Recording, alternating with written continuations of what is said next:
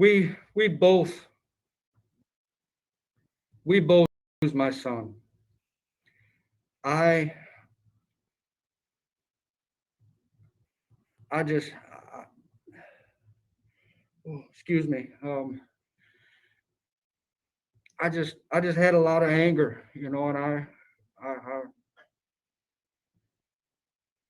when I put him into his crib, I didn't mean to harm him. I didn't mean to cause the injury that he sustained it. I just We are about to watch a commutation hearing for father, I should say, monster, who really did just it's the unimaginable to his son. He is spending his life in prison, and he's asking the board to recommend to the governor to commute it so that he'll have a chance at parole. Let's jump in. I'm Kevin Jones. My DOC number is 351844. Mr. Jones, we have on record that you have an attorney, Mr. Kutch? He was my court-appointed attorney. Yes, Okay, so did you I have. expect him? Did you expect him here today? No, ma'am. Okay, I just wanted to make sure. So you're ready to proceed? Yes, ma'am. Okay, so let me introduce the pardon board to you. My name is Cheryl Renatza. My colleagues on the panel, you should be able to see on your screen, are Mr. Alvin Roche, Mr. Tony Marabella, Mr. Victor Jones. I'm going to read some information into the record, then I'm going to turn it over to Mr. Victor Jones, because your case was assigned to him. He'll be asking you some questions. We'll hear from the warden, and then we'll hear from your mother and stepfather. And at the very end, you'll be allowed to make a statement before we vote. All right, you ready to proceed? Yes, ma'am. All Yes, right, ma'am. so you are Kevin R. Jones, DOC number 351844. You're here today because you submitted an application for clemency. You're requesting a commutation of your sentence. You were sentenced to life on March 24th, 1995 for a second-degree murder conviction. Is that information correct, sir? Yes, ma'am. Okay, I'm going to turn it over to Mr. Victor Jones. Good morning, Mr. Jones. How are you today? I'm doing very good. How are you? I'm doing pretty good. I understand. How long have you been incarcerated? I'm sorry, sir. I couldn't understand. How long have you been in prison? 28 years, sir. 28 years. Okay, and you're sentenced to life, right? Yes, sir. Okay. I see where you, since you've been arrested, you've gotten good programs and you got your GED while you were incarcerated. Yes, sir. Okay. What kind of work are you doing at the prison at this time? I'm assigned to the intake building where when they bring the offenders in to do the different intake. But during this pandemic, I'm out and I drive tractors, heavy equipment, basically all around. Yes. And I see during the 2016 flood that you did a lot of work around the facility, sandbagging and driving equipment, that sort of stuff during 2016 flood. Yes, sir.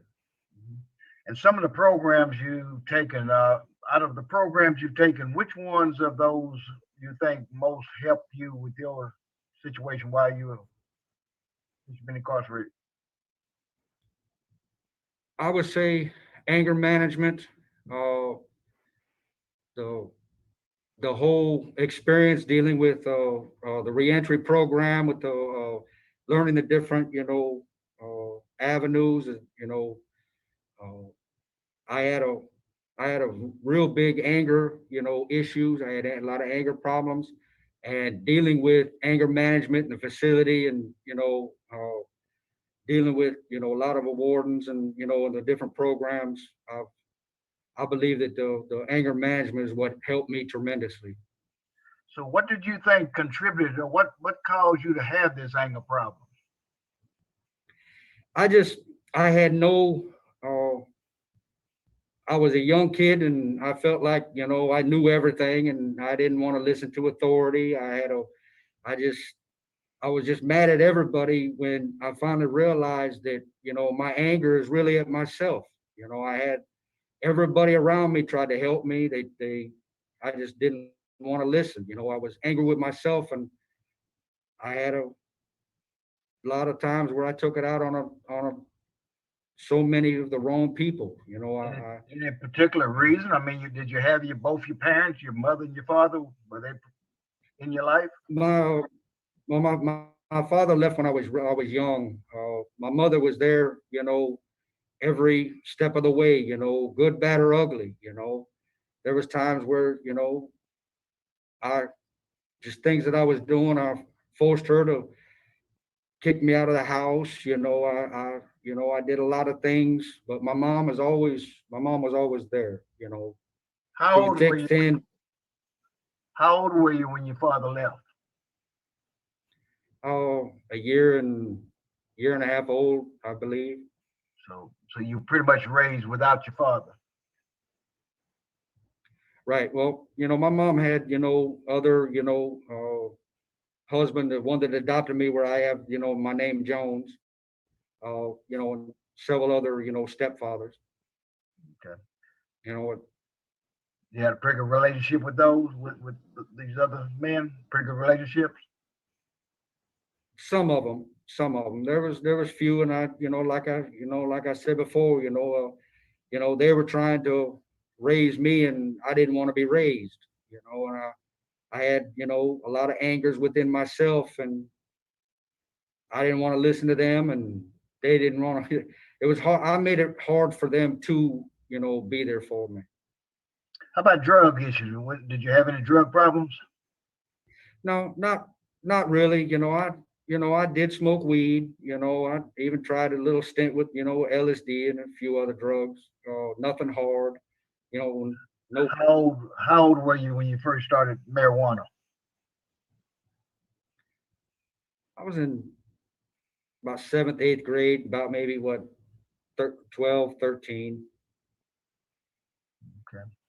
So you think so there is a substance abuse problem? You do have a substance abuse problem?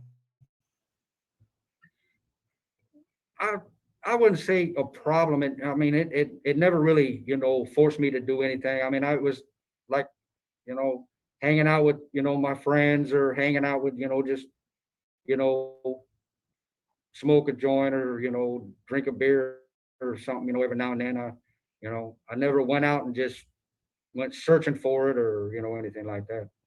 Okay. Now, tell me about the crime that you second degree murder. What happened? What? Tell me what. Tell me about that incident. I I had a lot of resentment, and like I said, with my anger, I had some issues and some problems dealing with, with Angela, my son's mother, and I just lost it. I mean, my I lost it, and my anger, and I will live with that for the rest of my life. How I took it how out. how old were you at that time? I was 21. 21. Okay. And I noticed I'm reading your report on a trip from y'all had gone to Florida to visit your mother, and on the way back, and then y'all had some problems while in Florida, and it made you think. So you think some of the abuse to that child was because of the mother? Is that what you were trying to say? We both abused my son. I I just excuse me. I just had a lot of anger, and I when I put him into his crib, I didn't mean to harm him. I didn't mean to cause the injury that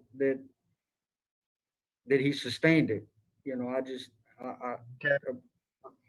Some of the would- programs and classes that you've taken since incarcerated, do you think it has helped you as a person? Yes, tremendously. You know, when I first came into prison, I still had the anger issues. I was, you know, I rebelled against security, you know, because I was still angry. I still was angry at myself. I was angry at what I did. And when I finally, you know, I calmed down and you know, a friend told me, he said, you know, you need to, you need to get within yourself, get in these programs. They help, and they do. You know, And when I the noticed, first program, I noticed you are a trustee, and are you still working at the Gonzales Police Department? Are you still working over there? yes, at the St. Gabriel Police Department, yes. I mean, that's what I meant, St. Gabriel. Well, I mean, right now because of the pandemic, that has been, you know, that has been put on hold for the time being. But yes, I was currently working over there before this pandemic. If I was to ask the chief over there anything about you or some of the guys around the police department over there, what would they have to say about you? They would say all good. They from day one, from me entering over there, I expected to be, you know, treated like an offender or you know, but they treated me like a person, you know, a human being. You know, that's by far that is the best time that I've spent incarcerated. Chief Ambo, Captain Carter, Detective Williams, all of them, they treated me like family, you know, and I truly appreciate that opportunity. But I do believe that, you know, they would commend me very highly. And I noticed you said that you said yourself that you had problems adjusting when you first came into prison. You had a problem. Looked like you had about 38 write-ups dated back to 96, but your last one was in 2013. Is that correct? Yes, sir. So it took a little while, but we got it right. Yeah, yes, sir. Most definitely. Okay, Yes. good.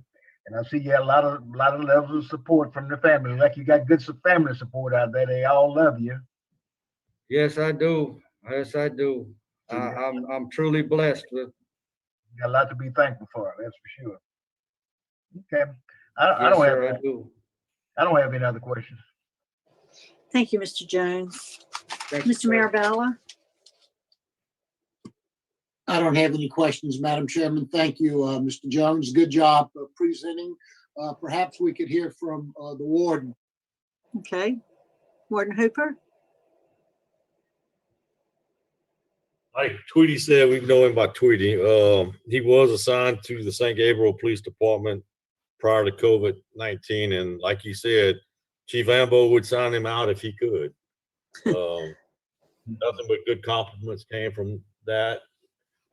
He was working over that pretty much by himself. We'd check on him here and there, but we had no issues there. No write-ups since 2013. He's doing his programs, no issues. Good deal. Thank you. Mr. Roche? Good morning, Mr. Jones. How are you? Good morning. How are you, sir? Good. In your statement that you submitted with your application in August of 2018, you almost put the blame for the death of your son on Angela, your girlfriend.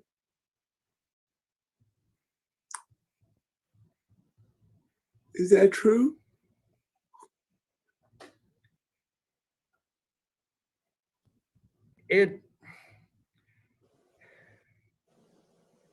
I blamed her for a lot, but when it really boils down, you know, I blame myself. There was so much I could have done. There's so much I did and I didn't do. She was unstable. I was unstable. Mr. Jones, in a police report that was done in September of 1993. You stated that the child was crying. It was crying so much that you couldn't take it. So you put him down and you went out to feed the animals. Remember that statement? Yes, sir. And you came back and the baby was still crying. You picked him up and from 10, 12 feet away, you threw the baby into the crib. You remember that statement? Yes, it was 4 feet. And then there's a statement, you put him on the edge of the bed and he fell down on the floor. I put him into I tossed him into his crib. Yeah, so, but he fell on the floor, right? No, he was inside of his crib. There was a prior incident where he had fell off the bed and onto the floor. Yeah, prior incident, yeah. Now, baby was still crying. What did you do next? When I threw him into his crib, I had went out and had lit a cigarette, and while smoking my cigarette, I had realized that he wasn't crying anymore. And I went in to go check on him and seen where he was gasping and he wasn't breathing. And I grabbed him, ran into the living room and placed him on the floor. And I tried to administer CPR. And when that didn't work, I ran across the street to a neighbor and asked him to call 911 and ran back into my house and tried to continue CPR until the paramedics had arrived. So do you think hours before, when your baby was crying, if you would have taken him to the emergency room, you probably would be sitting there today? I would not. The previous, before that Monday, on Saturday, Angela's mother had wanted to take him to the hospital, and because he had been crying, consistently. Okay, Yes, sir. why didn't you take him to the hospital?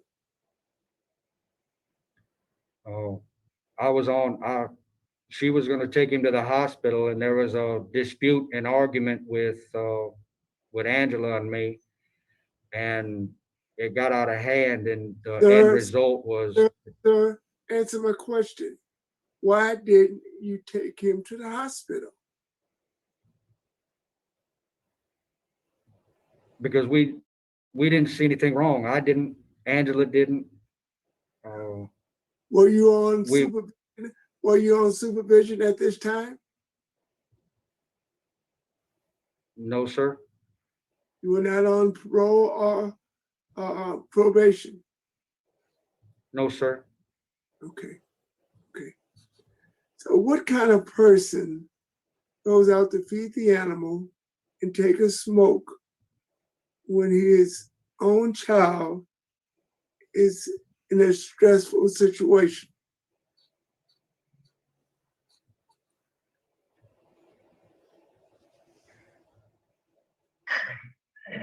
Very bad person. And I was that person. There's a reason why children have parents. Yes. To raise them to the age of 18 years old. And most time after that, they're defenseless and they can't do for themselves. And we are supposed to protect them. Yes, sir. And I didn't do that. So you've been incarcerated 27 years simply because you did not take responsibility of bringing a child into this world. Yes. And you want to be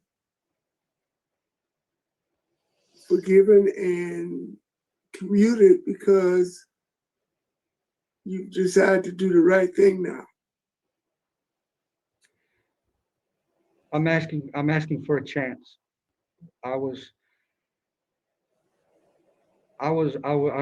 not the man that I was when I first entered. I was a boy who had no responsibility, who rebelled, and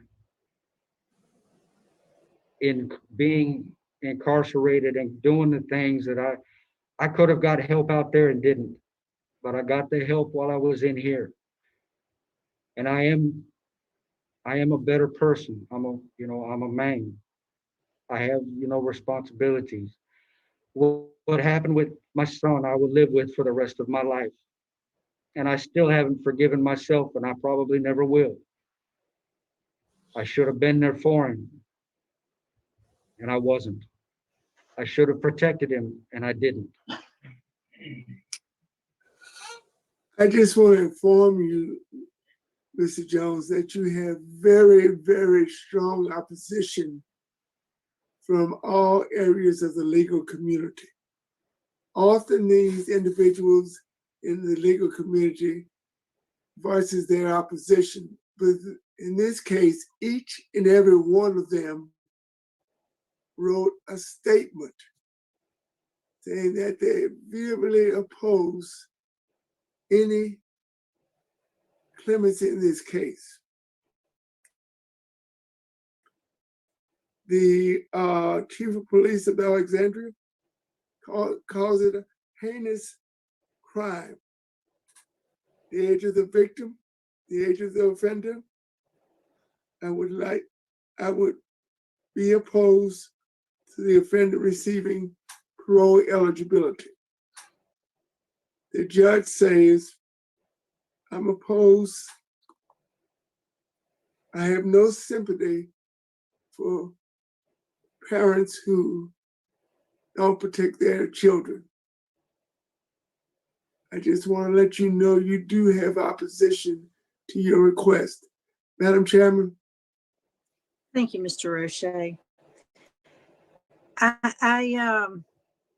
Mr. Jones, the only question I had was covered by Mr. Roche, in that in your application, you say, and this is, in the middle of the application, I'm going to just read you a sentence that you wrote. Please know I would not have hurt my son. I only explained my innocence. And I was confused by that statement based on, what we see in the rest of the record.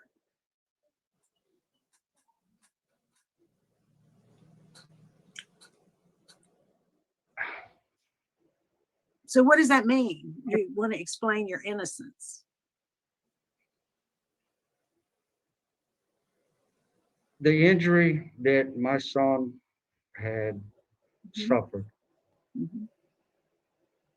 according to the reports and medical reports, the medical witnesses and everything, that they said that what I did could not have caused the severity of injury that was inflicted on my son. When what I did, according to medical, they said that what I did was not life-threatening or did not cause the injury, that my son has sustained. My son's mother, Miss Angela Pryor, she had a previous child that was taken from her. Yeah, I saw that you wrote that as well. So was she arrested on this charge? No, ma'am. Okay.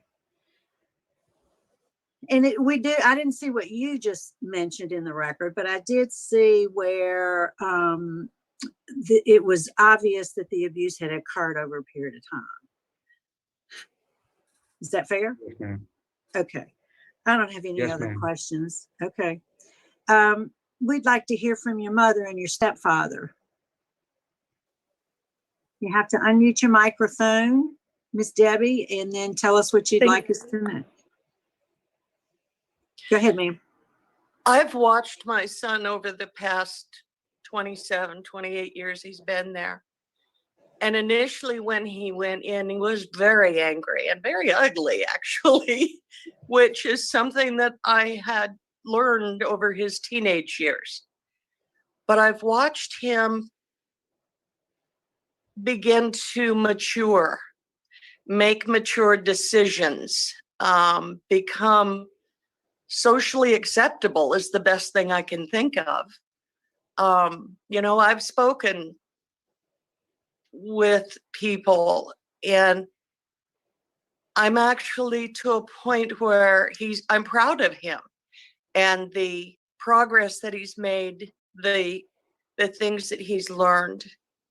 Both of us will live with the death of Donovan for the rest of our lives. I, as a mother, think, what could I have done when he came to Florida? What could I have done different?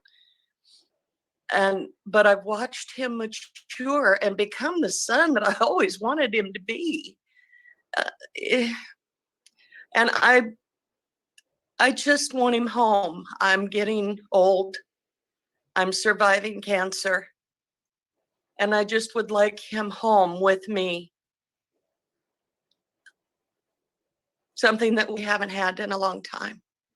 That's what I would like to say. Thank you, ma'am. I'll turn it over to my husband. Mr. Phillips. Hello. Hi. Yes, ma'am. Go ahead, sir. Well, I'm going to make it short and sweet. I need help here taking care of my wife and running my business. My plans is to have Kevin come home so he can take over my business so I can spend more time with my wife because she needs a lot of help here. And having him around too would be a big help for me so we can continue to grow and spend more time with whatever time God gives us to be together. We've been married for 30 years and I believe this woman, I believe in Kevin, and I would love to legally adopt him as my son because I don't believe in the word stepson. He's a good boy. He's just had some tough times and I believe everybody deserves a second chance in life. I've had teachers that tell me I'd be just a ditch digger and I've owned 3 businesses very successfully. And it's because of the people that stood by me, like he has people there. And the police department, them guys have been just angels. And that's all I have to say.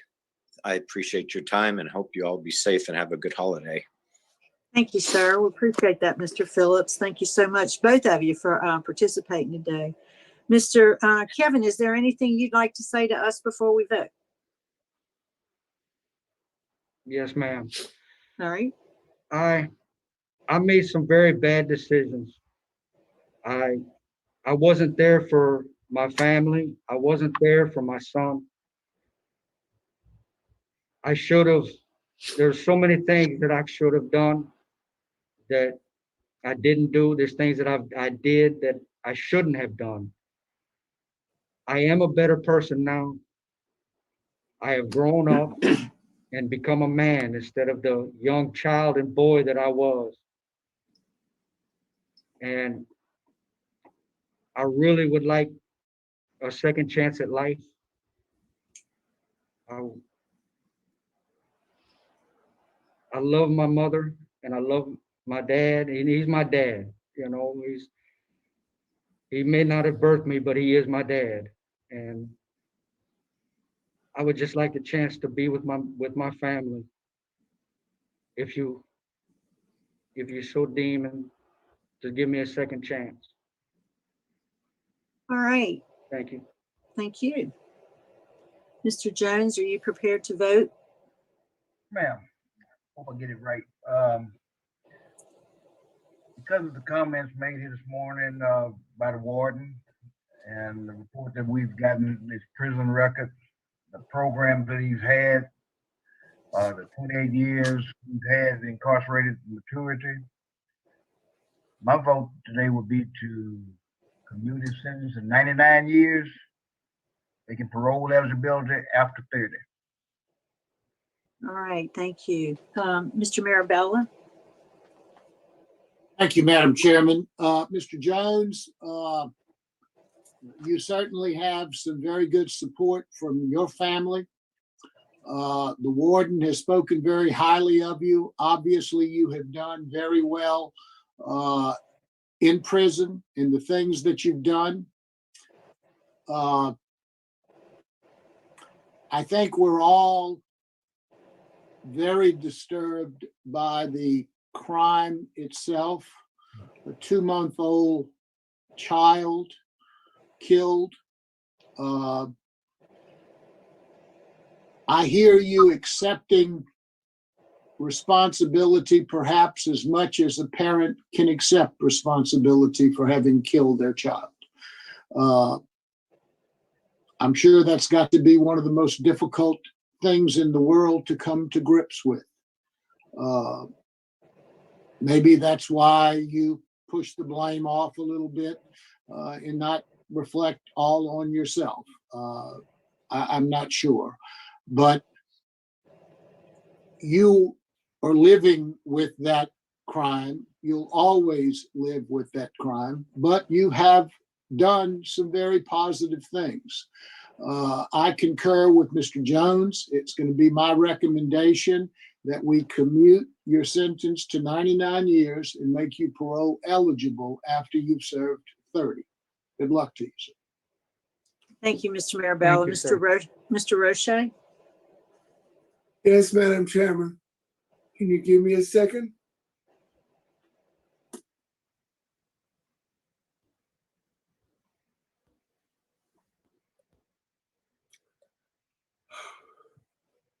Mr. Jones, this is the most difficult decision I've had to make.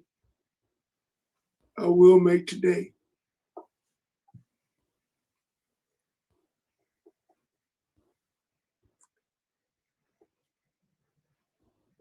In reading the police report in an interview you gave,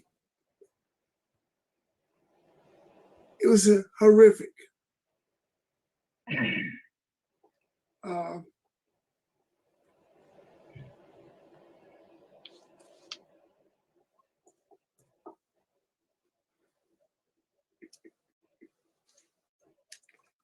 And where's your residency plan if and when you ever released?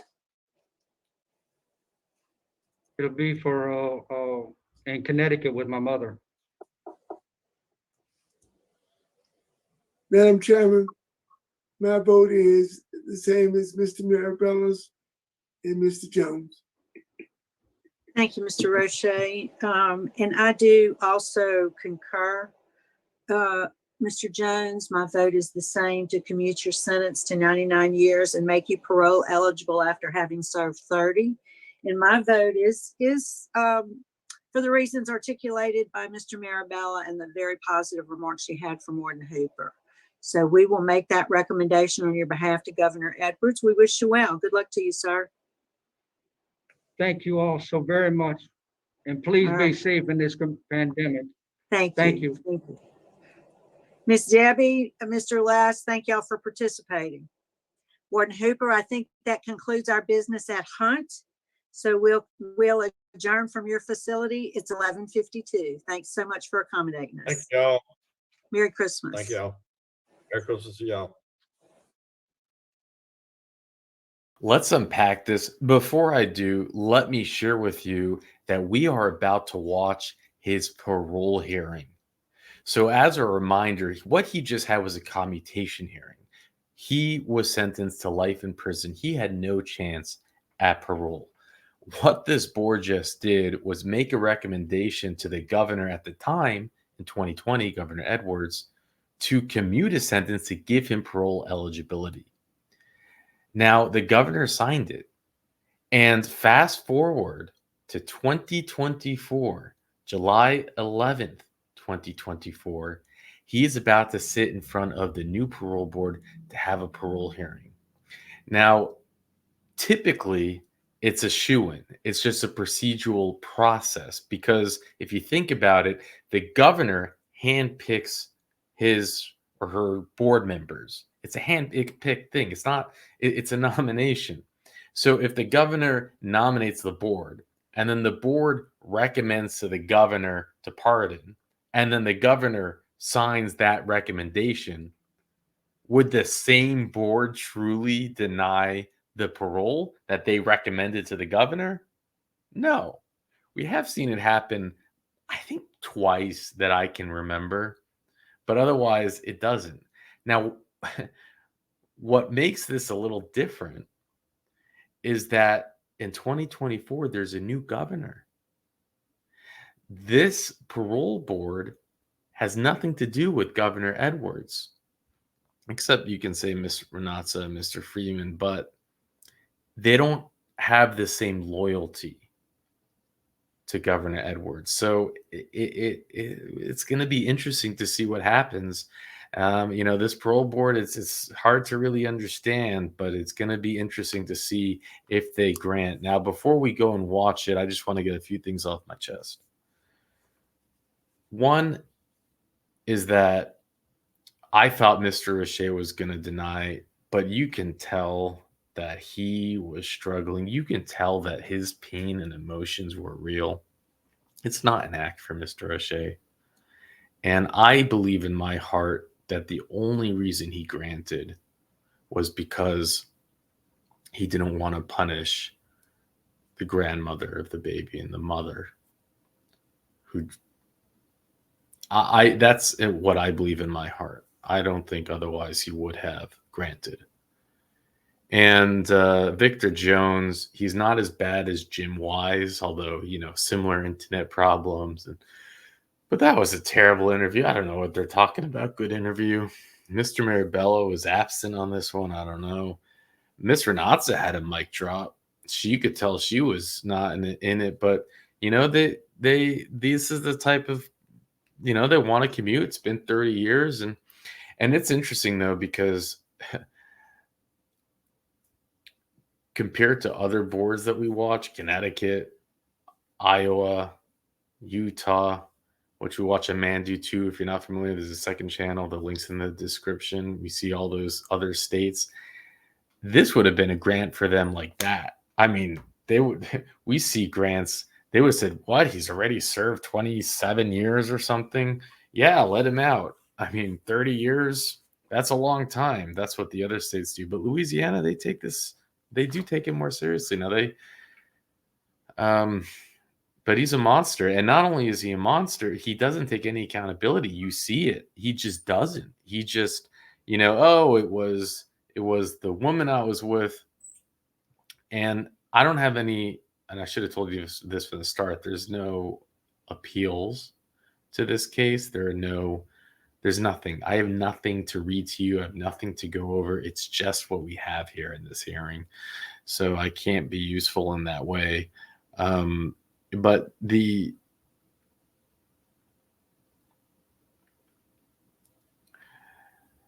in the words that he says, you just don't get the feeling of that natural. I just don't feel it. I just don't feel that remorse. And, they're saying must be, but I don't get it. Anyways, let's jump in to the hearing that takes place today and let's see if they grant or deny. I think it's going to be definitely interesting. With that, let's go. And Mr. Tillis is, to my left, and Mr. Tillis is to my right. Boy, I'm kind of confused this morning. And okay. So what we're gonna do is, I see you have a law student, and with you, do you want her to do the opening statement and you do the closing? Yes, sir. Would you like me to introduce her for the record? Yes, ma'am. Please, please let everybody in there introduce themselves for the record. Go on and start now. Yeah, want to start? No, we already did. Oh, okay. Adrienne Hutchison here on behalf of the LSU Law Parole and Reentry Clinic. Today I have a recent law graduate, Pete Headley, who was a student in the LSU clinic. She is Louisiana Supreme Court Rule 20 certified. She will make the opening statement, and then I will make the statement where the board deems necessary for the. Hey, pronounce her name again, please, ma'am. What's her name? Okay. It's peach, like the fruit, Okay. And the last name is Hadley, Hadley. Where are you from? You're not from Livonia, I'm not, no, sorry. huh? Okay, everybody else, would you still, introduce yourself also? People in the back? My name is Kevin Amble. I'm the chief of police here in the city of San Gabriel. Okay, and the gentleman sitting next to you. My name is Jasmine Clark. I'm a captain and detective for the city of San Gabriel. Okay, sir, will you state your name and DOC number for the record? Kevin Jones, 351844. Okay, Mr. Jones, today you are here for your parole hearing. Trying to get to your dates.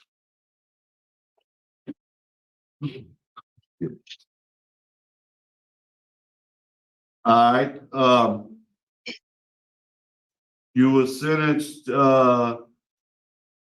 back in what's it? You're sentenced to second-degree murder. You got a life sentence. It was commuted to 99 years, therefore making you eligible for parole. Your parole date was 3/6/2024. Does that sound correct? Yes, sir. Okay. Ms. Peach, I'm going to let you make the opening statement now. Thank you. Good morning, members of the panel once again, and thank you for the opportunity to speak today. As I mentioned previously, my name is Peach Hadley, and I am a recent graduate of LSU Law, where I participated in the LSU Parole and Reentry Clinic. Over the past few months, I've had the privilege of working closely with Mr. Kevin Jones as he prepares for this hearing. I am Rule 20 certified, as was mentioned by the Louisiana Supreme Court, and I'm here today to represent Kevin under the supervision of Ms. Adrienne Hutchinson. Kevin committed a horrendous crime when he was 21 years old. Today, he will provide you with an overview of his remarkable journey of rehabilitation and his preparedness for release. He is no longer a threat to public safety and is prepared to serve his remaining sentence under community supervision. Kevin is now a 52-year-old man who has spent more than 30 years of his life in prison. He comes before you today as a transformed man with a low Tiger score, the risk assessment adopted by the Louisiana Department of Corrections, which indicates he has virtually no risk of recidivism and no longer needs to be incarcerated to prevent any future criminal behavior. Kevin dedicated his time in prison to personal growth and rehabilitation. His commitment to transformation began long before he had any hope of leaving prison. His dedication to becoming a better man was driven not by the prospect of parole, but by a sincere desire to atone for his past. That sincerity is reflected in many ways, including Kevin's exemplary conduct record. He has been institutionally compliant for over a decade, a fact which speaks volumes about his respect for rules, his dedication to personal discipline, and especially the fact that he is not a risk to reoffend in the community. Additionally, Kevin has worked for the St. Gabriel Police Department for more than 6 years, repeatedly garnering high praise from the department for his dedication and his character. Their presence and support at his hearing today underscore the trust and respect that he has earned from them. As someone with a background in law enforcement myself, I understand the significance of the support Kevin has received from the police department. They see in him the same rehabilitated and good man that I see. In addition to his conduct, Kevin's creative and community work further significantly highlight the depth of his transformation. His primary creative work is in writing, which he first discovered a passion for through various rehabilitative programs and classes at the prison. Through these programs, Kevin learned the emotional and therapeutic benefits of writing, which soon became an integral part of his daily life. Writing has provided him with discipline, a mechanism for self-reflection and productive expression, and communication skills that allow him to avoid and navigate conflict. Kevin's artistic talents extend beyond writing to include airbrushing, oil painting, wood burning, and leatherwork. These skills have become a beloved part of his identity. These creative outlets have provided Kevin with avenues for healthy emotional expression and the ability to form meaningful connections with fellow inmates and the broader community. Through his artwork, Kevin has mentored younger inmates, sharing valuable creative skills and providing emotional support and guidance. One of his mentees even wrote a letter of support, further underscoring his impact.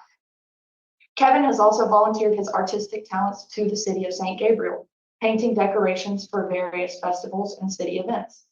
The trust placed in him by the community demonstrates the authority's recognition of Kevin as a trusted individual who can work outside in the public without being a safety risk. Kevin has a commitment to community service that extends beyond donating his artistic talents. He has consistently volunteered to help and serve the public during several natural emergencies, including multiple hurricanes and the 2016 historic flood. Education has been another cornerstone of Kevin's rehabilitation. He earned his GED while incarcerated, and he is a voracious reader, constantly expanding his mind and his understanding of the world around him. Over the past few months in our meetings, he often shared profound quotes with me. One that always particularly stood out was, "If you pray for the rain, you've got to be ready to dance in the storm." Kevin said this to me at our first meeting, and it is a mindset he consistently embodies, demonstrating his resilience and his preparedness to face life's challenges head on. Kevin has a reentry plan that will ensure his success upon release. Importantly, he will not be returning to Rapides Parish where his crime occurred. Instead, he will be moving to Connecticut to live with his family, ensuring a fresh start in a supportive environment. He has a job interview lined up at a stoning company, as well as plans to join and eventually take over the family trucking business. Kevin has strong support from Louisiana Parole Project, as well as from his loving family, including his mother, his stepfather, and his younger brother. His stepfather has even expressed wanting to formally adopt him should Kevin be granted parole. And Kevin has expressed excitement about continuing his mentorship role and sharing his artistic talents with his younger brother. Kevin fully understands and accepts the responsibility for the crime he committed and for the immense harm that it caused. He has spent the past 3 decades working tirelessly to atone for his past actions and to become a man who contributes positively to society. I urge you to consider his profound personal growth, his extensive rehabilitative efforts, and his solid reentry plan as you deliberate this case. Please also ask any additional questions that you may need to confirm that Kevin, the man who sits before you today, is no longer the person he was 30 years ago. Thank you for your time and consideration. Okay, thank you, ma'am. Okay, next we're gonna hear from the offender himself. Mr. Jones, I need you to tell me why you think we should let you out today. And also I want you to tell us a little bit about the offense, what you did, why you did it, and what was going on in your life at that time. So the floor is all yours. Say everything that's on your mind. Thank you. First of all, I appreciate you being here today. Early on in my life, I was subject to violence, mental and physical. It created an anger in me that I didn't know how to ask for help. And it grew to the point where I didn't trust any authority figures. I didn't trust counselors. I didn't trust anybody. I didn't trust myself. I was subject to a lot of peer pressure, always into doing the wrong things. My anger grew as I grew. And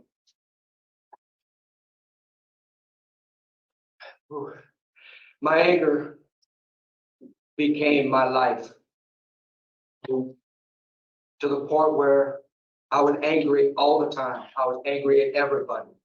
I felt like the world owed me. I didn't owe the world anything. I was angry with my mom. I was angry with family, friends, and I destroyed a lot of relationships, a lot of friendships. I destroyed, the understanding and the wanting for people to help me. I wouldn't let it. My anger and my attitude was too far gone. My anger came to a head on September 13th, 1993. I had been sent home from work after working 12 hours, 2 12-hour shifts at McDonald's. The corporate office sent me home stating that I had worked too many hours. I had contacted the babysitter and asked if my son was there. She affirmed. I picked him up and he was crying, which was unlike him. He wasn't a cry. He wasn't crying. He wasn't a baby that cried even when he missed his, his diaper. And when I brought him home, his mother had another male in the house, and my temper exploded. I lost it. My son was crying. I didn't have the patience. I wasn't his father. I was a man holding a child, mad at the mother for doing, for bringing a man home.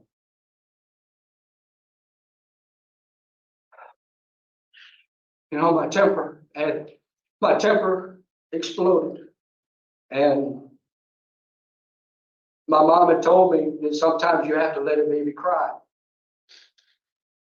And I tossed my son into his crib from only, from short distance. But the fact is I tossed my son into his crib. I went into the living room and gave my food to my dogs, lit a cigarette. And that's when I realized my son wasn't crying anymore. I went back into the bedroom and saw that he was just laying there. I picked him up and he was limp. I ran into the living room, grabbed a blanket and placed him on the floor, and he was just shaking.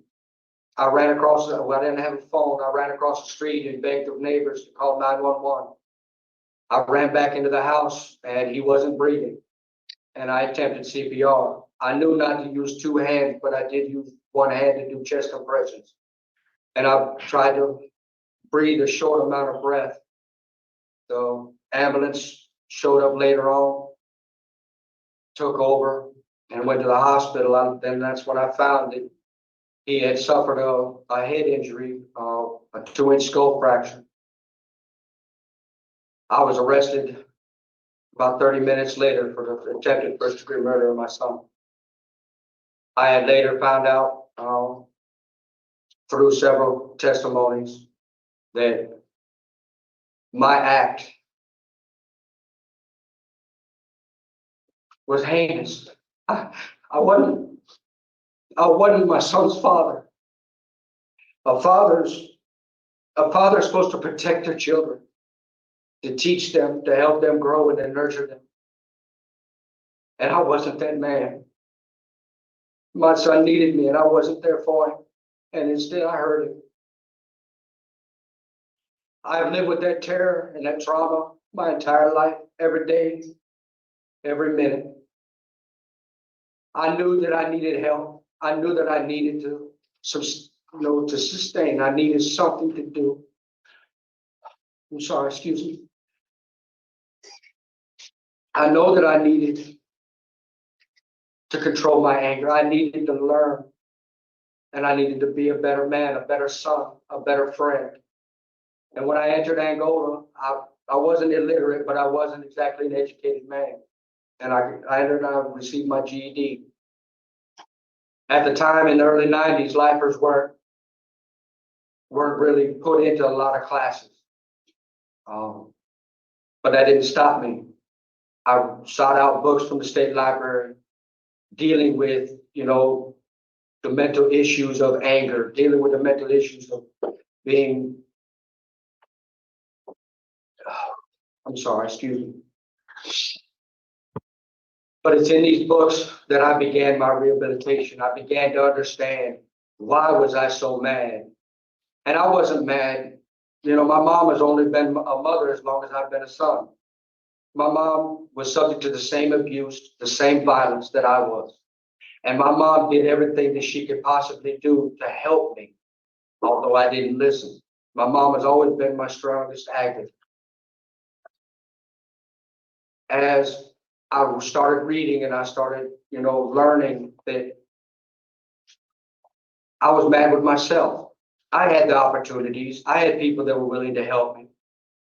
I just didn't listen. And I learned and realized that my anger was bent on myself. I was angry. I felt that I was at fault that why I was going through the pains that I was growing up with.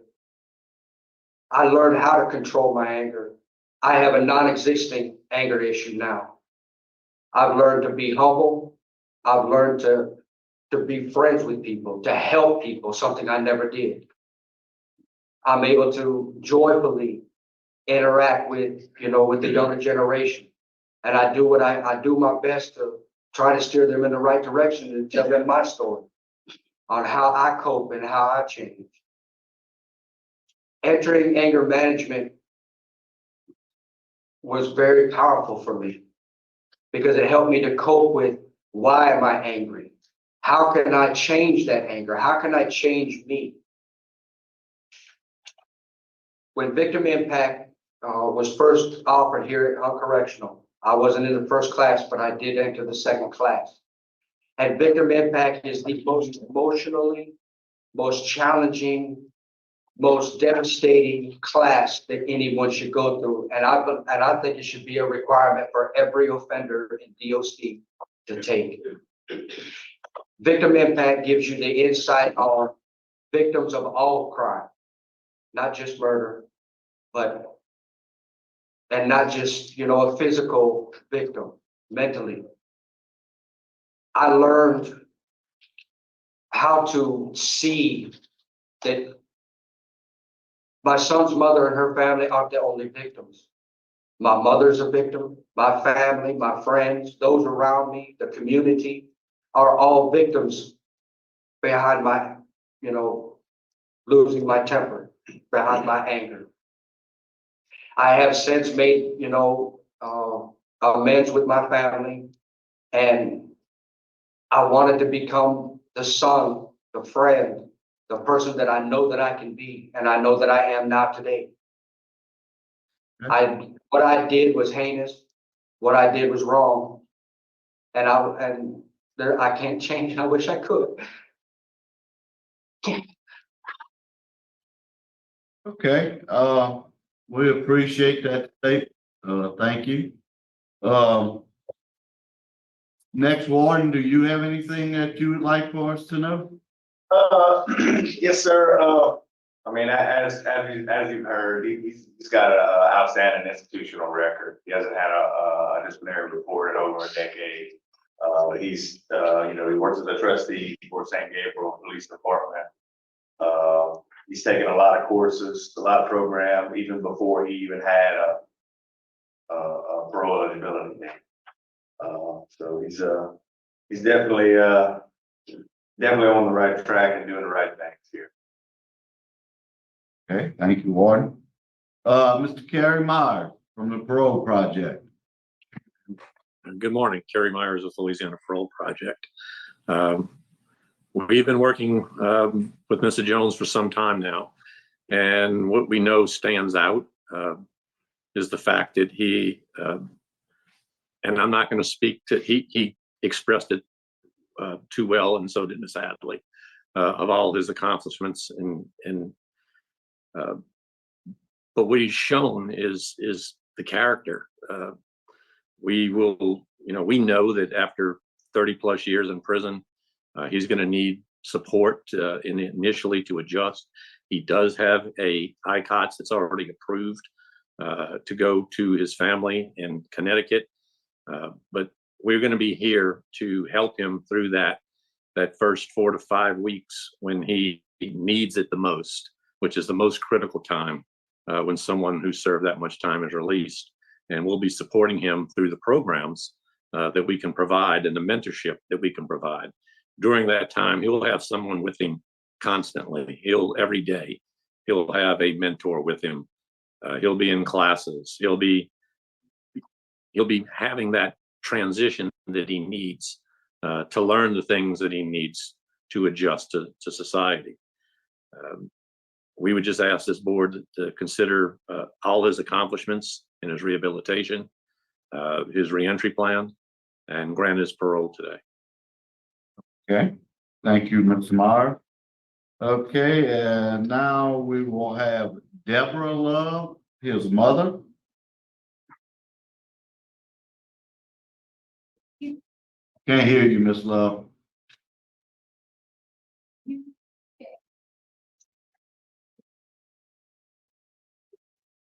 I'm sorry. I'm not computer. What do you want us to know, Miss Love?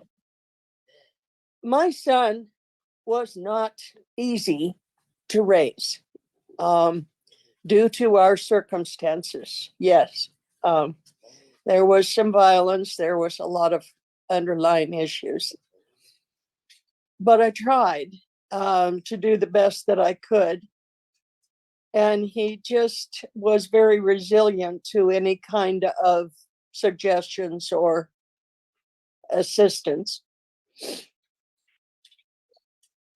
On September 1993, I lost both my son and my grandson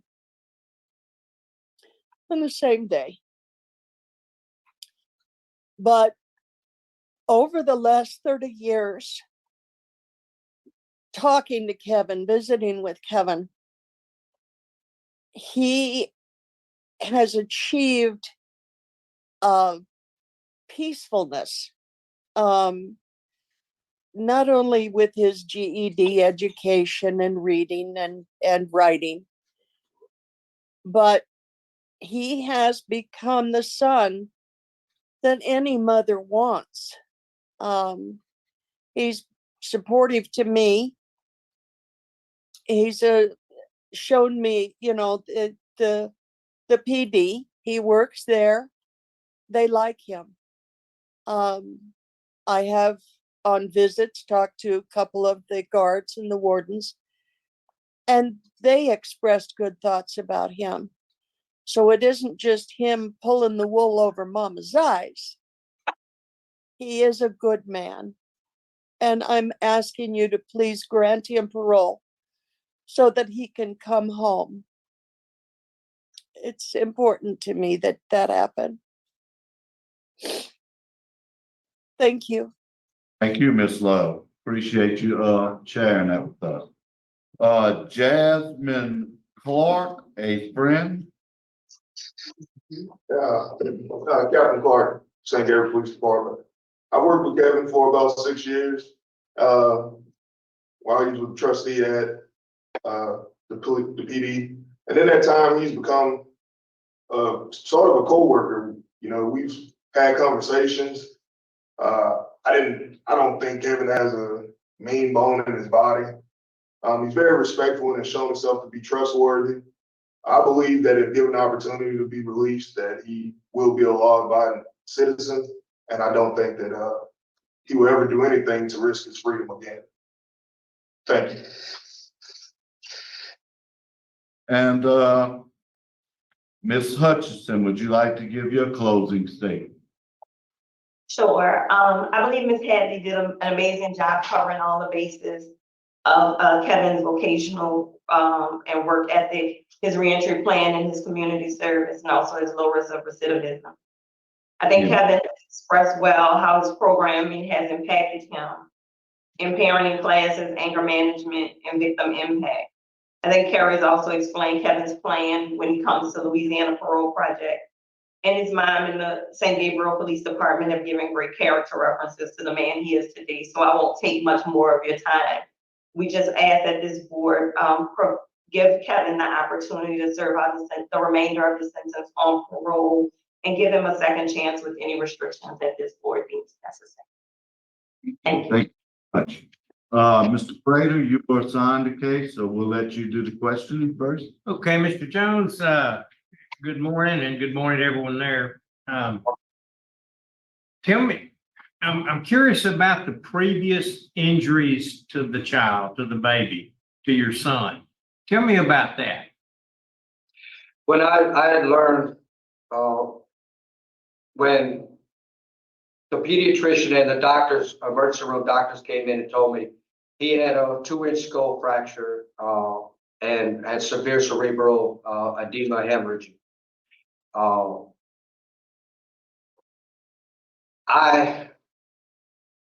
By me tossing my son into my crib, I thought that I had indeed inflicted that injury. It was during trial when Dr. McCormick, Dr. Patton, a neurologist, stated that what I did was a minor, not even a superficial bruise, that injury could not have caused that skull fracture. I did not beat or pulverize as it was said in trial, that what I did was wrong. The injury was a pre-existing injury. It was an injury that was specified to be 72 to 96 hours old, which was 3 to 5 days. My son was not in my care, though, due to my work schedules, was not in my care during those 3 to 5 days. Okay, well, are you through? I'm sorry. I'm sorry, go ahead, sir. Okay, were you through with your statement about the previous injuries? I'm sorry, sir. Were you done with this? Oh, yes. Okay, let me ask you then about the Cochrans that say that they witnessed Kevin shaking the baby and hitting the baby in its stomach and shaking it violently. One time you were alone in the bathroom with the baby and you screamed for help and you came out and the baby was bleeding from its mouth at that time, but you never told them what had happened to the baby. I mean, that's some pretty damning testimony according to the police report. I was not there in court. What about those times? When I was giving him a bath and he was bleeding from his gums, I had screamed. I didn't know what the problem was or why was he bleeding. When I called for Buddy and Pamela Cochran, who were our roommates at the time, we took him to the emergency room and then to the pediatrician the next morning. Dr. Burma stated that he had a tendency, he had small little cuts on the inside of his mouth, and she said that it was deemed that he had cut the top of his mouth with his nail biting on his hands. And what about the violent shaking and hitting in the stomach? That if you read, one time I was playing with Angela when she was pregnant, and I got a little rough with her when he was crying. I was upset, and I said, "Why won't you, just eat?" He wouldn't eat. I had, again, my temper had, overtaken, and I didn't, shake, but I did, express my frustration. Okay. Okay, well, our job here is not to decide your guilt or innocence for the crime, but we just want to know your mindset, and that's what I'm curious about. Let's see, I noticed you have some victim opposition. I know the police department there in St. Gabriel says that you're a great guy, but Chief Grimion from Alexandria PD, he is very much against your parole. The DA is against it. The sheriff is against it. You have a strong letter from the mother of the child, or the grandmother of the child, against it. And I just wanted to, and the chief of police there in Alexandria against it. So I just wanted to mention that too, in addition to the people in the court. That's all. You have anything, Mr. I have no Thomas? questions. I have no questions either. Is the panel ready to vote? Yep. Okay, we're going and vote now. Okay, Mr. Jones, it takes 2 out of 3 to get you paroled or not paroled or whatever. It's a simple majority at this time, but and we hadn't talked about this, but because of you've done a great job. You've been model prisoner. Everybody likes you that's talked today, and I'm sure that you have gotten a lot of help for what you've done. But at some point, it's not just where you rehabilitated. At some point, have you served the time that the judge ordered you to serve? So it's not just, are you back to normal like the rest of us, where you're not gonna hurt somebody, but it's at some point, you got to take into account the victims, the grandmother, the mother. And so that's what I'm thinking of. And without belaboring the point, at this point, I'm going to encourage you to apply again. But at this point, I can't do anything but just deny you. So, yeah. Mr. Jones? Mr. Jones, I'm sure it's very hard to lose a son. What you did was not good. Was not a good thing to do. I really see and have listened to your remorse. And I'm sure you've lived with this crime 30 years. You've been incarcerated 30 years. Yes, sir. Yeah. You've done some good things. My decision today is to grant you parole and with conditions that you go to LPP, Parole Project. Thank you, sir. All right, Mr. Jones, I've listened real closely. Bottom line for me is you got too many excuses. Oh, I was playing with the baby. Oh, I barely shook him. Everything his teeth, he got something wrong with the top of his mouth. I just tossed him in the crib. I'll be honest with you, I don't think you're being honest. My vote is to deny. That'll conclude our hearing today. You can reapply in the future. We'll send you the paperwork. Wow. I mean, I'm surprised. I thought it was just going to be a parole. This board has been kind of, Mr. Tillis. That I was not surprised about. He is, I think, very quickly becoming not just mine, but I read the comments. It seems a lot of you are frustrated. There's one thing if you want to grant. There's one thing if you want to say, you know what, the prior board commuted your sentence, you served 30 years, it's time to let you out. But the words that he prefaced his release with make no sense. He says, I'm sure it's hard to lose a son. What you did is not good, but I'm gonna grant. And it's like, what? No, he didn't lose a son. He killed his son. I mean, how can you speak those words? It just makes no sense.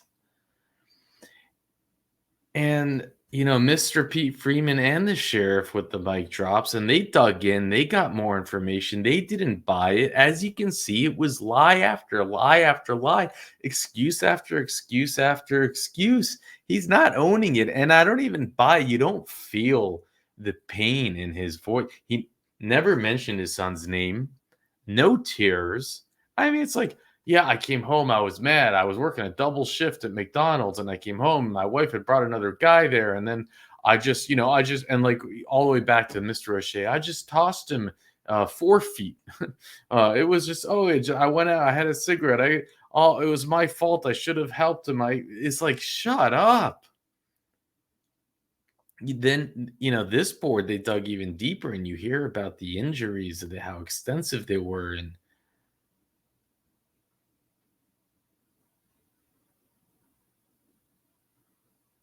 it's just a monster.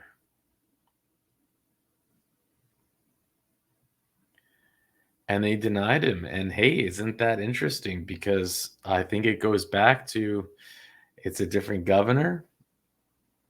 They don't have the same allegiance.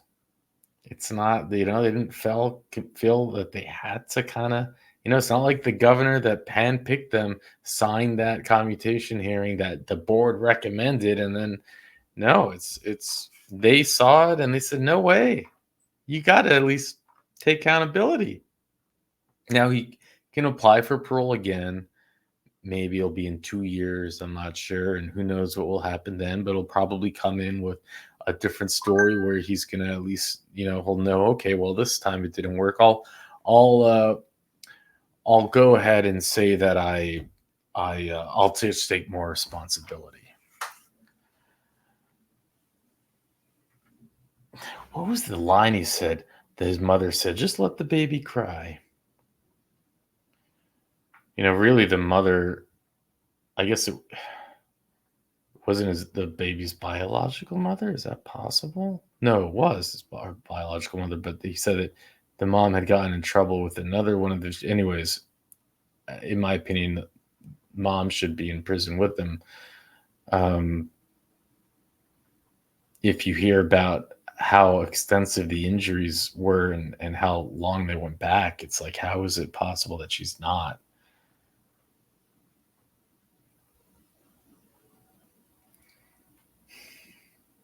It's just impossible for me to understand. I think anyone would come, like, it's just humanity in them. Anyone who's not a psychopath. But a baby is just completely defenseless. They can't do anything. They rely completely on their caregivers. And to do that, to harm a child, to kill your own child, there's something missing. And you shouldn't be free. You shouldn't get parole. You can't risk it. You can't risk it. I don't know. Anyways, thank you, Richard, for connecting the dots on these hearings. When the hearing comes up, it goes in the spreadsheet, and then he puts in there that there was another hearing in 2020. Otherwise, how would I know? There's no court documents on this, no appeals, so couldn't read you off anything. But man, I do feel like I want to go back and say different things and unpack this differently. It's I wanted to get this in for today, and it's the summer. The kids are home, so I'm a little bit overwhelmed, or maybe off my A game. I hope it doesn't show too much, but I do think it was interesting on this one. You had, like, Mr. O'Shea. He had a couple of mic drops in there. He's like, he's like sarcastic. He's like, oh, I see. Now you remember. And you could tell he didn't want to grant, but I do think he did it because it was a recommendation to the governor, and it was for the mother who had to go in and say, I lost a grandson and a son that day. I don't put any fault on the mother for wanting her son out, but the parole project, Carrie Myers, like, oh, shut up. Oh, but this board surprised me. I mean, I really do respect the sheriff and Mr. Freeman for just saying no, for calling it out, for seeing for what it was, for saying, look, you're lying. You're lying, and you're not going to get rewarded for that. And that's something that we don't see in the other parole hearing. We don't see that in Connecticut. They don't care. You can lie to their face. If they're going to grant, they're going to grant. And Utah, forget about it. We've seen exceptions. Iowa, you can't do anything wrong on Iowa parole hearing. You'll just get granted for having a pulse. So I gotta respect Louisiana. I think they are quite impressive compared to the other states. Illinois is good too. But with that, I'll let you go.